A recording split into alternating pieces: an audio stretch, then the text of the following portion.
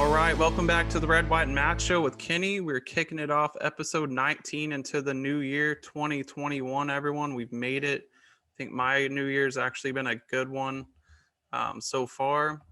So today's story lineup, kind of covering some different stuff, nothing too mainstream. However, our short stories will be mainstream topics, which I'll get into in here in a minute. For our discussion, we're talking about fact checking Trump from the Washington Post back in March on his claim of when a vaccine would be available, and showing how they were wrong about fact checking him then. And also, we're going to cover the job losses by state from COVID-19 and kind of what that means. And lastly, we're going to kind of dig into the Nashville Bomber. This has kind of been taken away by the media, not really covered so much. And I kind of feel like it's, I would say, semi-important. All right, so yeah, let's go ahead and start with our first story here, or our first short story. So if you guys aren't aware by now, Apple has stated that they're producing a car. It's kind of been known, but a few more details were released on the car. It's set to basically rival Tesla's vehicle. The project that they've been titled for Apple is called Project Titan, and they've had up to 1,000 employees working on developing this electric vehicle. A lot of people say this could be a pretty good production if they're able to, have someone else kind of manufacture it for them and not exactly take it on themselves. They noted how Tesla had struggles in terms of trying to manufacture everything themselves. Took Tesla several years, lots of money to get that under control, to eventually where they had at least a decent production of vehicles compared to regular car companies.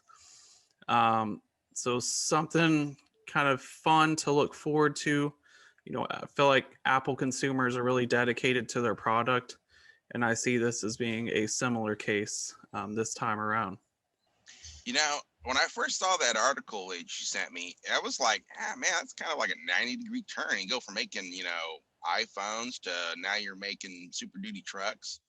Did that article go over what kind of vehicles they were looking to make? I'm assuming they're in competition with Tesla. So they're going to start out with like a smaller car, or are they just going straight for a SUV?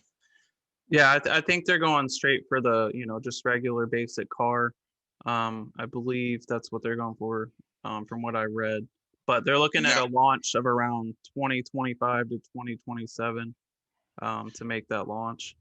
Now, my question is, in the current economy, I'm wondering why they thought it was a good idea to start getting into the manufacturing of cars, especially, I'm assuming they're going to go for some kind of niche market, because with the advent of cars coming in from Asia, dirt cheap, ultra reliable, easy to fix, easy to work on. I don't know how they're planning on competing unless they're bringing some kind of new battery technology. I think they got to be thinking that they're bringing something to the market that somebody else either hasn't tried, or something that they can do better. I think it's going to be interesting to see what that new technology is going to be. Yeah, I know one of the things is the battery itself. I guess Tesla's battery is like split up into different compartments, and this one's going to be like one solid battery. I think it has like a better charge or something like that. But one other company to note that some other investors are interested in is a company called NIO. It's NIO. It's a Chinese company, and they're electric vehicles as well. Except they have a different system of how they like charge their batteries, right? So with Tesla, generally it's like you either have a charger at home, plug it into the wall, it charges your car, or if you're out in public and see one of those electric chargers, you plug it in there and like wait on the vehicle. Generally, you park it somewhere, go into the store while it's charging and like shop. But this NIO company is actually kind of doing it like the way we do gasoline, where you go and just I guess go to this probably gas station or charge station and swap your battery out for a full battery basically, and you pay like a subscription every month, so it's kind of like your set gas cost, if you want to call it that. And you just go change the battery out whenever it's needed. So I'm actually very curious in this NIO company. I think that could have a big impact. They've been trying to go public in the United States. They recently put in a initial public offering, I think like a week ago. So this could have a high impact. I mean, these cars aren't exactly like really nice looking. They're Chinese, so it's they do what their purpose is to be, which is to be a vehicle, not like a really nice looking vehicle like Tesla, for instance. So I'm curious what its impact will be because their vehicles are more mass produced. There's a lot of them, and they are cheaper. So this could have a big effect on the United States market and a direct competitive customer besides all these other large manufacturing companies like GM and stuff who are set to try to enter the market and haven't really done that yet. They're just kind of getting into it. But I think Neo could be a big competitor in the future. So That actually brings up two separate issues, kind of. I don't say issues. One is, what is the future of Asian cars coming to the United States, especially with the tensions rising in China and maybe in some of the tariff issues where either those cars will become more expensive or they just quit, or start refusing to sell cars to us. So maybe that's something that other automakers here in the United States are looking at. The other thing you said was on that Neo, where it's kind of like a subscription base. That is actually not an unheard of practice even in the United States, because that's kind of how we do like propane tanks and other industrial gases, where you kind of lease the tank, and whenever it's empty, you actually take your tank back into the shop and they just do a swap. So you're not yeah, paying for a brand new tank every time. You're just paying for the gas and a small fee for the changing of the tank. So like $13-14, probably more now because I haven't swapped out a tank in a long time. But like I said, if you take like a propane tank to Walmart, if you got the same, Blue Rhino tank or whatever, they just do a swap out. You just pay for the gas inside. So it's not an unheard of practice. I think it's just something that's going to take a little bit for Americans to get used to on a car battery, which is not technically unheard of anyway, because right now when you swap a car battery out, you take what's called the core back. And you take the core back, which is your old dead battery, and they give you credit for it. So it's not an unheard of model, and I don't see it having that much of a mental block to swap that to a much larger battery. But I don't know. We'll see in the yeah, future. yeah. And like I was saying, I think this Neo company has an advantage over Tesla in terms of like, you don't have to sit there and wait on your car to charge. You just swap your battery and you're good, right? And also, if you're doing a monthly cost, instead of racking up the electric bill at home, I would assume it's probably cheaper just to swap a battery out if you're paying some kind of monthly subscription. So we'll see what happens out of this really long-term thing here, but just one of our short stories. So let's go on to the next one that we have here. Um, Going into my favorite, Bitcoin, as we always like to discuss. Bitcoin has been doing really well. I've made some decent change off it. If you got back in when it dipped, whenever everything dipped, I think it was down to like almost $3,000 per Bitcoin that day, which is like if you would have bought one Bitcoin, it would be worth 10 times worth what it was at that time earlier, I guess last year. But yeah, now it's over $30,000. It surged up to I think 33 or 34,000 yesterday, Saturday. So yeah, I mean, it went way up. I was listening to some predictions yesterday on a crypto podcast. The average prediction for 2021 December, we're looking at around, I think they're saying around $75,000 per Bitcoin is what they're probably looking at for the end of 2021. I mean, there's some that are more optimistic than that. Now that doesn't mean that the cryptocurrency, Bitcoin won't like dip down and then come back up or something like that. But if you guys have noted, what I've talked about this whole time is, the faith in Bitcoin just keeps increasing. We have like investment companies buying millions of dollars worth of this Bitcoin. So that tells you something now. The government's more involved. It's pretty much a legitimate currency at this point. There's no doubt anymore. It's not like the hidden dark web currency. And I applaud you if you got back in with Bitcoin way back in the day and bought a lot of it. Really smart move, because now it's like you're seeing the value just go up crazily. But yeah, so we'll see what the actual endpoint of that is. I think they're seeing like 2022. These are kind of long term predictions, but I think they're saying like around 160,000 by the end of 2022.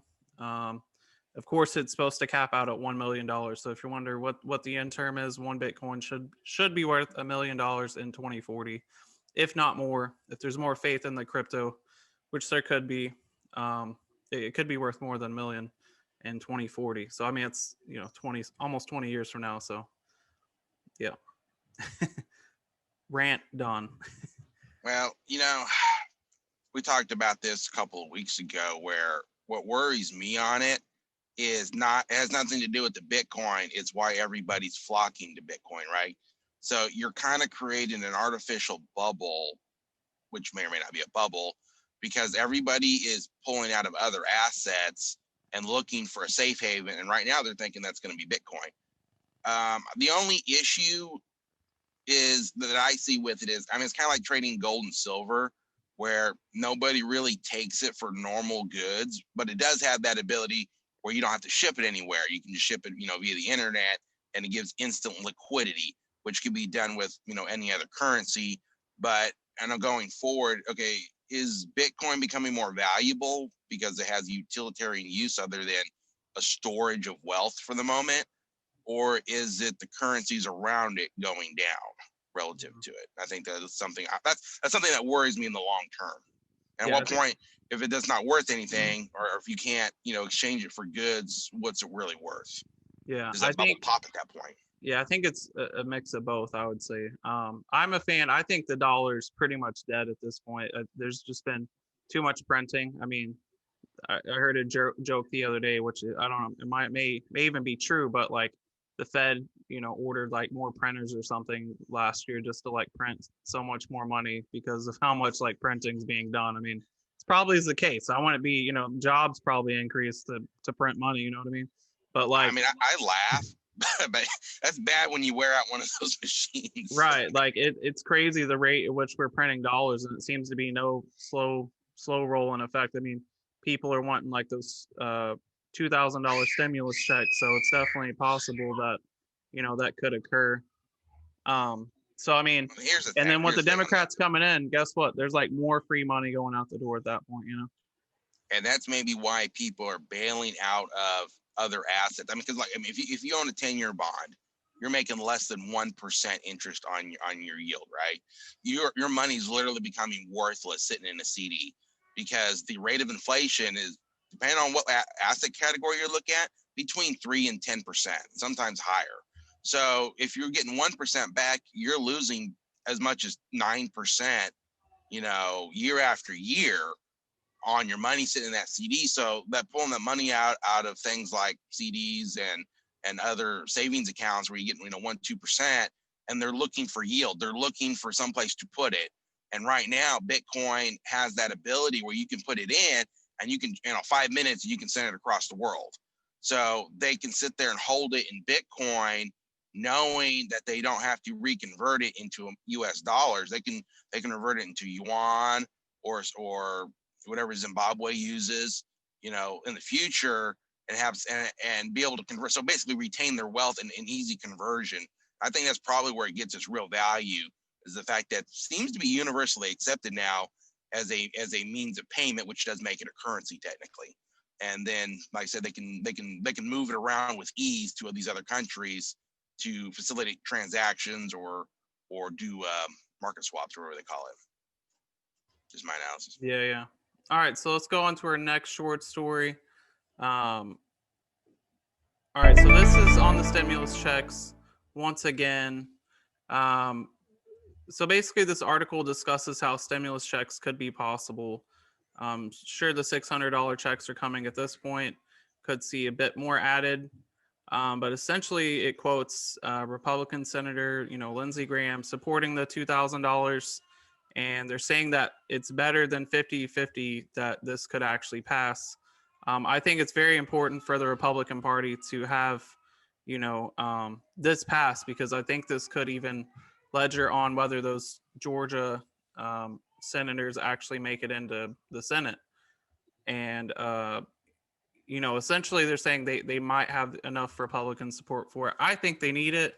A lot of people have talked about, we paid like, $7,000 say on average per person for taxes, yet we can't even get like $2,000 back from the government during a recession or a pandemic crisis, where the economy is really hurting. A lot of people are hurting, but they can just give us like $600 and like other governments have been a lot better with their people than our government, which is it's kind of crazy.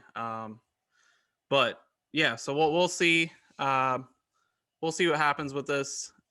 But to me, it says that this isn't dead. Just because the Senate didn't vote on it, this shows that it's not dead at this point, and there is some type of hope that they will talk about it. I believe tomorrow, actually Monday, they should talk about this again. And I hope it does happen. I think it is needed, and there's even talks of like a third stimulus check. I think that will happen for sure once the Democrats get in. I Oh don't yeah, think it's not going to happen. as soon as Biden gets in, man, they're gonna start rubber stamping those. They got no problem with universal basic income, where everybody gets a stimulus check every week. But my thing with is I'm not understanding what Chuck Schumer, I think Chuck Schumer's head of the Senate, is doing by holding it up, because it's obviously very popular on both sides of the aisle, and very popular with the president. It's very popular with Congress, and it's mostly popular in the Senate. But Chuck Schumer's holding it up. So I'm not understanding what he thinks he's going to do politically with this, because I'm not sure if they vote on it tomorrow, if people are even going to realize they did it, and if it's going to make a difference in the Georgia race. Now, if they don't get those 2 seats in Georgia, Chuck Schumer's going to be looking for a new job, because I guarantee you they're not going to vote him back in again, especially if Senate Republicans think that he cost them the Senate by losing those 2 seats. Because here's the thing: if Kamala Harris becomes vice president and we lose the 2 seats in Georgia, that's a 50-50 split, and that puts one point more with Kamala Harris as the lead, as the tiebreaker. That gives effective control of the Senate to the Democrats. So you have Democratic control of Congress, Democratic control of the Senate, and Democratic control of the White House. They're just going to rubber stamp whatever they want. So I don't know what Chuck Schumer's thinking about. Yeah, no, that's the greatest point. And from this article, there's a quote from Lindsey Graham stated, "We have 7 Republicans who have already said they'd vote for it," and he stated, "We need 5 more. I think if we had the vote, we would get there." So that tells you like how close it actually is. And then also keep in mind, there's going to be that one Republican leaving because the Republicans did lose 1 seat in the Senate. So this is his time that he'll be gone. Yeah, losing 3. I mean, here's another thing too. It's like, did you hear one of them say, "Hey, let's have a income tax for the next, say, 3 months. We're just going to pause it where you don't owe any of that money. You don't have to pay it back." For people like, I don't know how much you make, but I make more than 50,000. If they had cut it off at 50,000, if you don't get any stimulus checks, I'd have been fine with that. As long as they come back and say, "You know what, for the next 3 months, we're not going to take any money out of your check for taxes, and you don't have to owe it back." Not a pause and you owe it at the end of the year. No, just like, "Hey, look, because you're not going to get a stimulus check, we're just not going to tax you."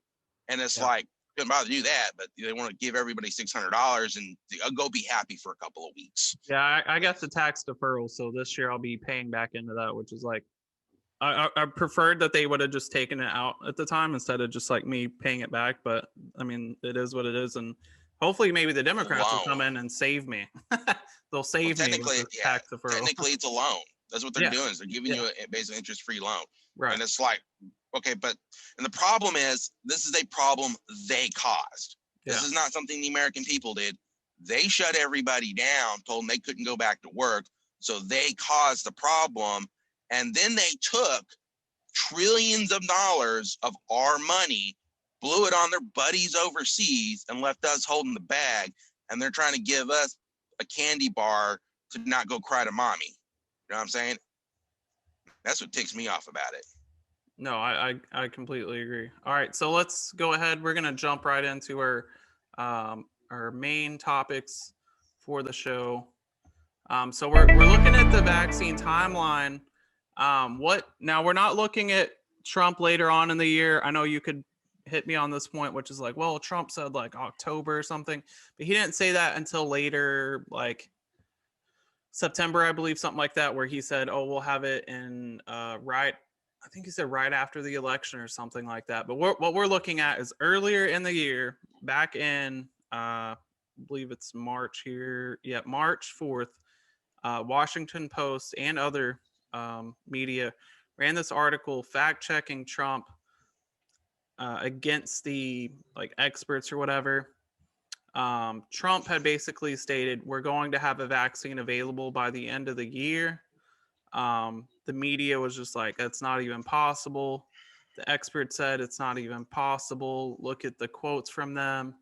Right there, Dr. Anthony Fauci, the famous guy, said on February 26th. So, although this is the fastest we have ever gone from a sequence of a virus to a trial, it would not be applicable to the epidemic unless we really wait about a year to a year and a half. This is in March, okay? So we want to have a vaccine until March this year, or what, a year and a half? So almost what, October or something like that. So yeah, September. So that's a very long time when he's saying that's when we would have a vaccine. Uh, well, guess what? We got it by the end of the year, just like Trump said. Now, was it available to the general public? No. But Dr. Fauci at the time was talking about a vaccine just like out at all. Okay. So Trump was right. He was right about the vaccine. He maybe even had some type of inside knowledge. I'm sure he was hopeful, but the vaccine was out and people have taken it. A lot of people at this point, I mean, not like, like majority of the population or something, but a lot of frontline workers have taken the vaccine already. There's already talk about giving a second round of doses to the other people, because once you get one portion of the vaccine, you have to get the second portion to be like 100% effective against a virus. If you were to get it right now, it's like 50% effective from the first shot. And the UK, there's been discussion about, because the UK, they're doing it kind of within a 12-week time frame. In the US, they're stating they're wanting to use most of the vaccines for the first portion and then administer the second portion later. Just a way of logistically doing it. I don't really think it makes much of a difference. It's kind of, whatever you want to choose. But the bottom line here, they state the bottom line. The bottom line was Trump was correct. Look at this right here at the bottom of the article. They put this in to update the article. Update: a coronavirus vaccine was administered to the first U.S. citizen on December 14th. The vaccine development was faster than scientists expected, in part due to the high caseloads in the United States. So they come in and they try to like fix themselves here because of this article. They probably went back and were like, yeah, we kind of messed that article up, guys. I mean, we were really trying to prove him wrong, and what do you know? It actually happened, and whoops. So, it just shows how biased the media was, and like not even ruling in the possibility. When our Operation Warp Speed came about, I'm like, okay, that's definitely pretty hopeful at this point. But they got the vaccine by the end of the year. Trump was right, whether they want to admit it or not. And it happened. It's great. Other countries even got, I mean, China and Russia put out their vaccines. Russia definitely did before us. Now, is it as effective as the other ones? No, but they did put out vaccines, and it was a lot faster than people would think. It's not the usual process. Sure, people are still skeptical on it, but Trump was right. The media was wrong, which I would say the media has been, I'd say 50-50 with Trump on a lot of things. But this time he was really right, and the media looked very wrong on this. But it's really bad how biased the media is, and hopefully in the future this stuff is not going to happen where it's this divided on terms of like the president and the media. Just is like a sad state of affairs. Obviously with Biden, they're going to be super duper happy with him, right? But hopefully the next Republican president will not be in this situation. I don't think he'll be as, I would say, deranged, but like as out there as Trump has been. And but this right here just shows you like how clear the bias is, and it's really upsetting. But Trump was right. So that's all I got to say on this one. Well, I got a couple things on it. One is, and I find it kind of disturbing, and I don't want to be, calling the kettle black here, and do the same thing that they do. But it appears that they say what they do because that's what they want to believe, because they almost never put any evidence out of why it's not going to happen, right? Other than, well, it's never been done before. Well, that doesn't mean it can't be done. It just means nobody's ever bothered to do it. So, they have this, and they can get away with that in part because their readers accept it. They'll read it and they don't care about, if there is a bias. They agree with the information. They don't care to hear any evidence of why it's correct or incorrect. They want to believe it, and they're perfectly fine with that. And their readers will keep picking up that book or magazine or whatever they get their news day after day to get their daily dose of hopium and not to say cognitive dissonance, that's the wrong word. Feel good feelings, right? They're intentionally reading stuff that makes them comfortable and agrees with their own ideology. And to me, that's not healthy for news. That's not healthy for our community. It's not healthy for our country, where people just read and absorb the information that pleases them the most. That makes sense. And like I said, they can get away with it because nobody really cares. And the other issue on it is, okay, so to get more serious, I should say, was Trump's daughter did a tweet a couple months ago that there was a vaccine available January 14th, right? Which honestly doesn't surprise me, because if the stuff circulating, October, November of 2019, well, that gives you 3 or 4 months to sequence it and actually start working on a vaccine. We've been waiting ever since then to get approval from basically the FDA to make sure it was safe. And my understanding, it actually takes between 5 and 8 years, because it's not just your short term, you pass out after you get the injection. There are longer term consequences sometimes these vaccines. And most of the time they wait those 5 or 8 years to see if there's any long term health complications that were unknown. Does that make sense? And that's still a problem even with this vaccine, where it's going to be 5 to 8 years before other issues start popping up, because you might have a one-off case and it can be explained away as somebody having some kind of food allergy, right? But after 5 or 8 years, and it's like, well, 13%, regardless of other parameters, ended up getting hives, habitually for the rest of their life. And that's the kind of stuff that just doesn't pop out for time. And that's why they normally take this long, right? And sometimes you don't have 5 or 8 years to basically shut your economy down, and people are dying the whole time, and you just have to rush it. But there wasn't actually a vaccine like January 14th or whatever. So Trump was technically right as early as in January or March when he first made those comments, because there was already a vaccine. It was technically a safe assumption. They were just waiting for FDA approval of it, and that's all they've been waiting for ever since. Yeah, no, you're right on everything there. So let's go ahead. We're gonna go to our next story here. We're covering like kind of the economic effects, because I feel like this has been super neglected by the media, in terms of comparing state by state on what shutdowns have meant. We're not going to like bring up cases. I feel like cases are really hard to analyze. Um, we could maybe do that in the future, but here's the thing on cases. So here's the thing on cases. Cases, okay, they're being used to manipulate people who read it as this is serious, this is not serious. And I maintained since day one, the only number that really matters is your case fatality rate. I don't care if you got 500 million people are infected. If it doesn't do anything, what's the problem? And I don't see anybody get sick or whatever. But if your case fatality rate is, for every 10,000 people who get it, one person dies, it's a pretty low case fatality rate. I'm not entirely sure that's something we should be worried over. But they always want to bring up another 300,000 people got infected. Okay, but how many people died? Well, 2 people died.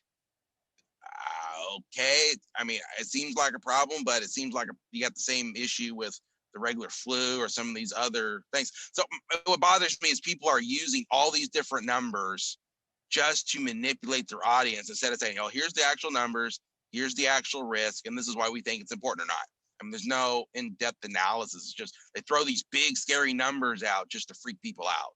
Yeah, so like if we just look at the jobs, it's really interesting to see like shutdowns compared to like the amount of unemployment going on or change of employment. This graph is from February to November 2020. So it looks at net job losses in states. So you got Hawaii and New York with 15.2% and then 10.3%. I would think Hawaii is probably a lot to do with travel. Unfortunately, I wouldn't really set them in the side of like shutdowns. Obviously, they're in an island, so that probably makes it bit easier, I would say, to stop the spread of coronavirus. Um, but a lot of their economy does depend on people coming and visiting, things like that. Now, New York, obviously a little bit of travel and people coming to as tourists, but New York, we know, has really shut down a lot of stuff. 15% job losses. It's crazy. Recently, I listened to like a podcast with Joe Rogan and one of the restaurant owners in LA, and like how difficult it is to like stay afloat and stay open as a restaurant. Like, they would attempt to even do outdoor dining, and it was extremely hard for them. And they were like an expensive type of restaurant, and they had like lawyers and stuff, and they're kind of like leading the fight against the government to stay open, essentially. And this is one of the top restaurant chain, or one of the top restaurants. So I felt really bad for other people, but we can see, if you easily look at this graph, you can immediately notice like the percent change in number of jobs. I mean, if you look at it, sure, there's like higher populations in these northeastern states, but like look at the West Coast, look at the Northeast Coast. If you were to compare that to like a voting map, clearly this is going to be a partisan issue of Republicans versus Democrats. The Northeast had a lot of shutdowns. Michigan, New York. On the West Coast, you have California, you have Washington, which, Washington, there's not like a ton of people in Washington area, but yet they still had a lot of job losses. Pennsylvania, Chicago, or Illinois. So it's like, it just shows you the job losses and the shutdowns and the effects it's had. Now, we're not looking at cases, like I stated earlier, but like, look at Texas, for instance. Sure, they had a lot of cases, but there's a lot of people in Texas. But the amount of job loss is very, very minimal. Even in like, say the smaller, more rural states, Idaho, Utah, 0.4, 0.5%, like they were hardly even affected by this shutdown or whatever pandemic in terms of jobs. But October to November saw job losses in 17 states and increases in 32 states.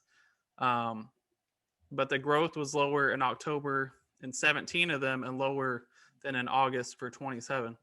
So it's just a really sad state of affairs. I don't think it's going to take a bit for us to really see what's happened, but these states have kind of individually taken down jobs, and you can't really blame the federal government at that point. It's up to the states. So it's really sad. But once again, I stated this before, you're kind of fortunate in a way if you went to these Republican states and you live there, because your businesses weren't really shut down, unless I would say you're in like a major liberal city or something. Maybe that happened to you. Say if you're in Texas, you're like in Houston or something, or Dallas. But even those liberals are not that progressive to like do long-term shutdowns.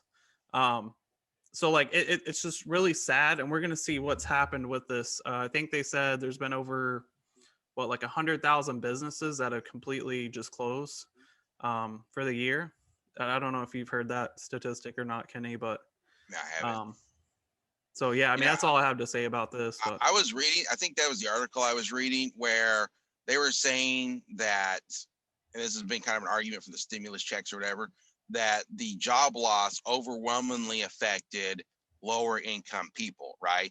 And a lot of managers and stuff, they didn't get so much affected by the lockdowns, and therefore they shouldn't qualify for any like stimulus checks or whatever, right? And my kind of issue with that was, that is true. But here's the deal. Okay, so let's say you own a restaurant, right? And you have, let's say, 13 or 14 servers, 6 people in the kitchen, and you got 2 or 3 managers, right? So if you shut down the entire restaurant, well, you got 20, close to 20 people who are lower wage workers, and you have the 2 managers, right? In a lot of these cases, it's the staff that does get let go first, and the manager is either left doing all the work themselves because they're the manager, they're the ones who are responsible for it. They're the ones who are supposed to go in there and really do all the like the book works, opening up the store, making sure that everything is done properly, and they're quote a necessary worker.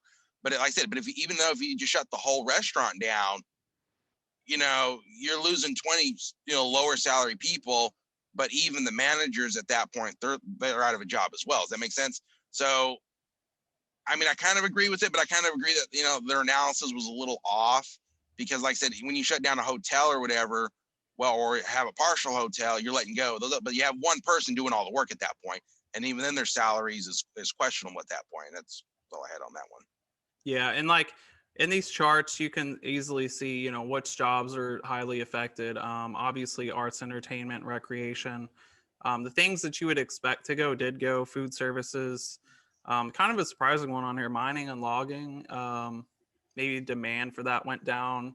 Close working quarters also for those jobs, but educational services, which is crazy, because everyone wants to learn remotely. So then there goes your jobs for that, even though kids have not been hardly affected at all. There's actually a lawsuit going on right now for Arlington, Virginia, against the local, I guess the school board for the county, but just because like it's been shut down the whole time, and people do know there's research that states, when kids are in the classroom, it's more effective in terms of them learning than like online. I feel like that myself. I've taken online college and I'm like, I completely hated it. Online or in person was much better than like online. Um, I also have other reasons for it too, but anything else on this, Kenny? You want to go to the last one here? I'll go to the next one. Okay. All right. So our last one here, looking at the Nashville Bomber, the guy that came in with the RV and blew it up with that 15-minute announcement or whatever, with the AI voice. I believe it's not certain still whether he was in the RV. They do know there were remains. I think we're just assuming at this point that it definitely was him in there that probably died from suicide. But this article looks at the device or the bomb. Experts are saying that it was actually a pretty rare device because it was a fuel air mix. It's a very more complicated type of bomb to make. This article had a expert or seasoned FBI bomb experts that consulted an article by Spy Talk or a magazine by Spy Talk, and they kind of gave their analysis on this. And essentially, this bomb was a thermobaric, or which is a gaseous fuel air explosion that was done. They're stating that he had to have went and did a bunch of testing beforehand to get this right. They do know with his background, it's pretty easy for him to like kind of like seal the RV to ensure that the gas does stay inside of it. I don't think that would be a problem either. Also, with his electric or electronic background, he would probably also know how to do the timer and things like that. So that also wouldn't be an issue. But in terms of like making the timing correct, especially if you have like a timer that's stated, they believe that was more difficult. And they're thinking that maybe he went out to one of these parks or whatever, one of the national parks, and like tested it out there. So they're looking into like looking in those areas and seeing if there's some type of like debris or residue from him like testing this stuff, to make sure that he got that right. But they kind of also think that maybe he bombed this target because it was near an AT&T 5G station, and that maybe he had some type of belief in like, like the conspiracy belief of like 5G. I don't, maybe Kenny knows this part, but 5G affecting people, however that may be. And so maybe that's why he did it. Also, his ex-girlfriend had called the FBI and called the police, let them know that he was, testing bombs basically, or building bombs in his RV trailer, and talked about the military and bomb making. This was referred to the FBI, but the police department or the FBI didn't obtain a search warrant to investigate it. I don't know why. Probably thought maybe it wasn't that big of a risk or didn't really believe too much in it. But I believe there was only like 3 people injured during this blast. But I feel like maybe there's a lot more going on to this than maybe what we think. And it's kind of not really been highlighted in the media. I don't think a lot of speculation. Maybe Kenny knows on the conspiracy stuff, maybe what they're thinking. Kenny, let me know. What have you heard from the conspiracy area? I know you listen more to that stuff than I do. You What do know, you got?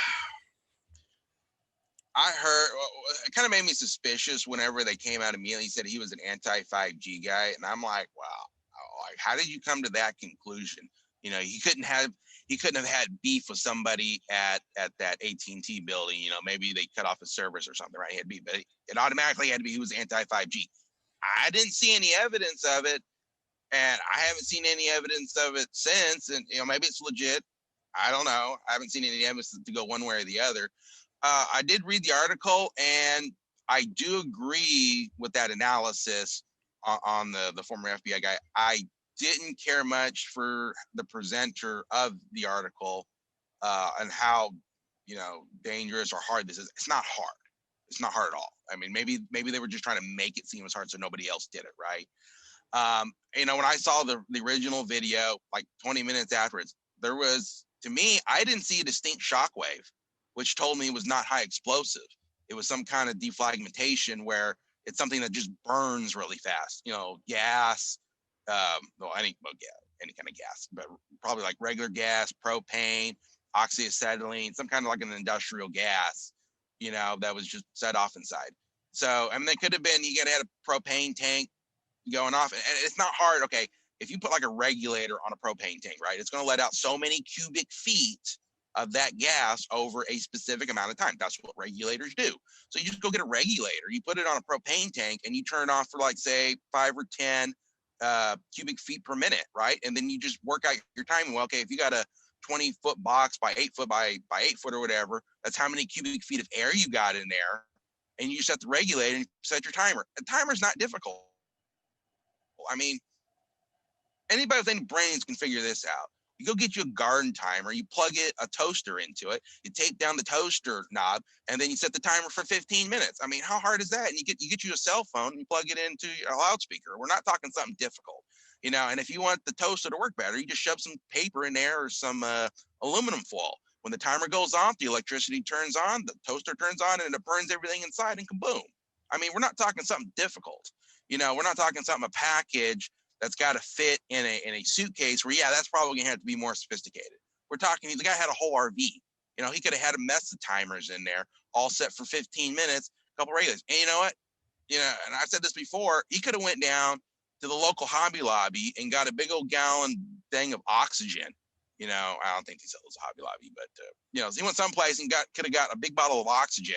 It wouldn't have mattered how much gas he poured in there. If he was pouring an equal amount of oxygen, as long as he kept, the ratio the right way, it would have been fine. He could have cracked both open, and oxygen makes everything flammable. So he could have got a cheap bottle of oxygen. He could have stolen it. He could have went to some job site and just stolen a bottle of oxygen, and there wouldn't have been any trace that he actually got it. He could have done the same thing for the propane tanks. You can pick up a garden timer at Goodwill or whatever.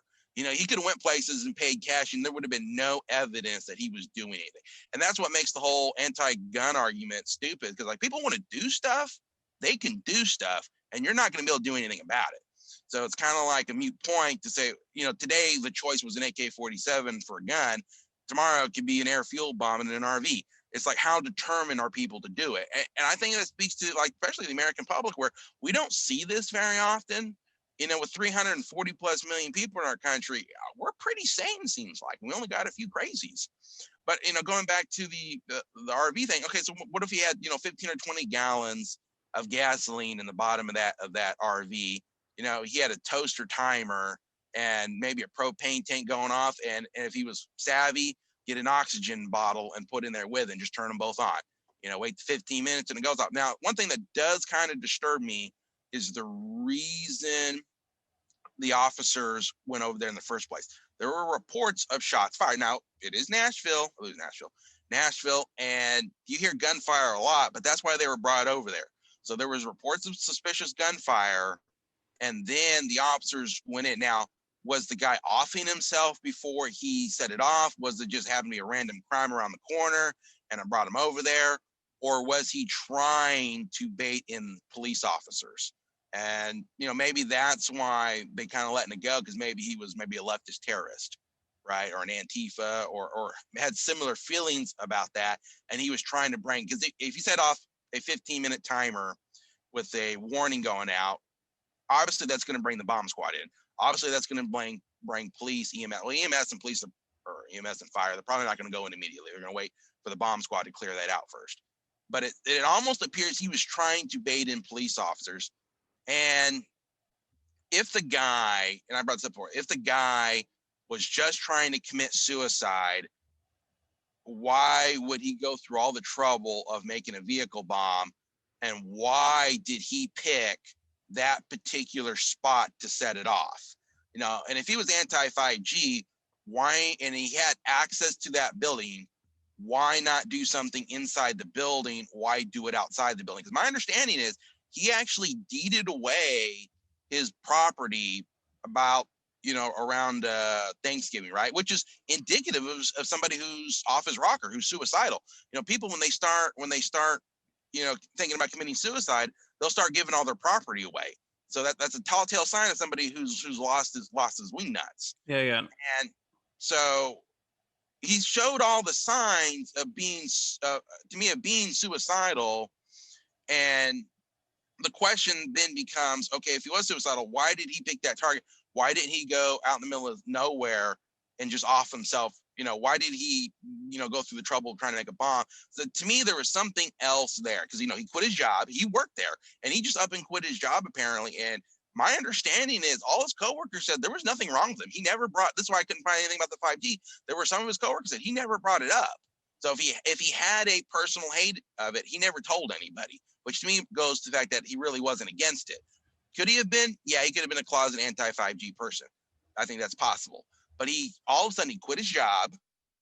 He gave away all his, you know, his house and I guess everything in it, which those are two signs of somebody who's lost it. And then he starts building a truck bomb. So either A, something happened to him that he just lost his rocker and decided to end it, or he had personal beef with AT&T, or there's something else going on behind the scenes that we're not aware of. Yeah, no, I agree. I mean, they did state he was talking about like killing lizard people or something. And I was gonna say, I know when you deed away property, there's like tax implications for that. So I kind of feel bad for the other person. Well, if it's a gift, I think there's a certain portion of that is untaxed, and that's kind of why you do it that way. It's kind of like, you know, it was like if you're gonna deed something away, you tell it for like love and affection, right? Because it's family. And then it's like, you know, $5 or $10 tax or something like that. It's some stupid, but there's reasons they do it that way. But like I said, that's indicative of somebody who's lost his rocker and is looking to off himself. But it worries me that he didn't have another agenda on top of that. Like he had personal beef with AT&T. He was trying to, because I mean, if you have a loudspeaker out, either A, you don't want to hurt anybody, but you have personal beef with this company. And in which case he had access to the inside of the company. Why didn't he, you know, if he hated 5G, why not go into the server room and blow the server room up, right? He could have bought in an O2 tank and done the same thing. Yeah. But he didn't do that. So. Yeah, I think maybe there was, I feel like he was working with someone else or part of some group that we don't know yet. We'll see what happens with the whole case, but let's go ahead and get to the quiz real quick. We'll wrap this up. Kenny had a lot of good points, some I wasn't even thinking of, but when was it a crime? Let's see here. How do I want to word this one? I feel like you'll know this answer if I ask you this question because you're too damn smart. Okay, I'll word it this way. Was it a crime, a federal crime, to assassinate President Kennedy when he was killed? For the fact that he was the president, no. For the fact that it was illegal to kill somebody, yes. That's a complicated answer. But now they actually had to pass a law.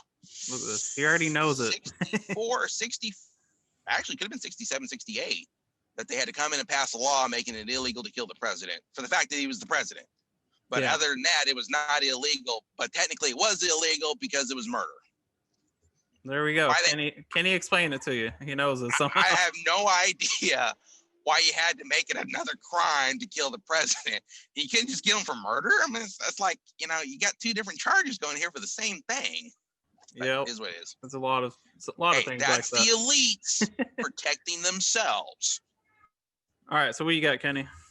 Yes. So what was Plato's real name from Plato's Republic? Man, it's probably some weird Greek long name. I would take a guess. What do you Well, got? the reason I thought about this is because I was calling his mentor his real name, and it's not his real mentor. Okay, so Plato was back. He wrote Plato's Republic among very other fame. He was Greek. Let me just back up because a lot of people don't know who Plato is. Plato was a Greek philosopher who was actually studied under Socrates in like 2000 BC or whatever, right? And when we think of like Plato's Republic, like all of our modern ways of doing government really stems from the Greeks. We have through the years, all of our basic, understanding of how civilizations work is based upon their work, right? But Plato's original name was actually Aristoteles, if I'm pronouncing that correct. But for years, I've been saying that he studied under Aristoteles, was actually Socrates was his actual mentor. And actually, when he wrote Plato's Republic, it was actually Plato and Socrates, and there was another very famous Greek philosopher that I can't remember his name, that were all basically around a dinner table. When people say it's an evil book, right? But if you understand that they are having an intellectual discussion in the book, it's not evil. They're just saying, okay, if you're going to do this, this is how it has to be done, or probably should be done. So, but I just thought that was interesting. Yeah, I will note too on that Greek point. I don't think it was that long ago, 2000 BC. I think it was a little bit after that.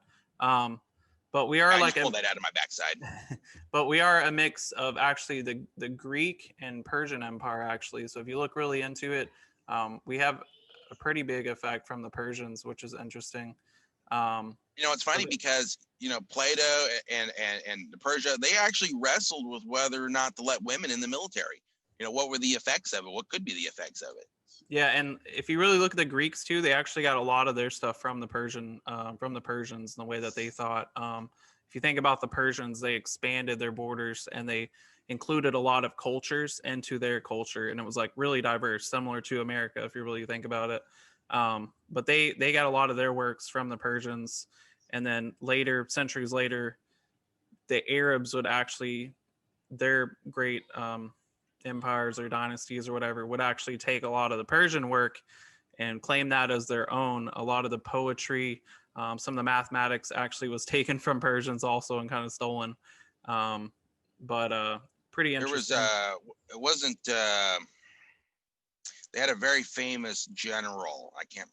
His name escapes me, but he actually intermingled a lot in the two cultures and had a huge cultural exchange inadvertently, even though they're at war. Gotcha. All right, so that's all I got for the show. Anything else? Not that I can think of. I mean, I'll think of something later, but we'll save it for the next show. All right, so you guys, hopefully you like this video. Please subscribe, share. Our last video is pretty decent. I think this one might be a low one because we've been out of it for a little bit, but we'll get back into it. So hopefully you guys like the content, like the discussion. We'll get back into the more hype type articles later. But we will see you guys next time, and this has been another American Experience. Hey, thanks for watching the Red, White, and Matt Show with Kenny. Please like, comment, subscribe, and stay tuned for another American Experience.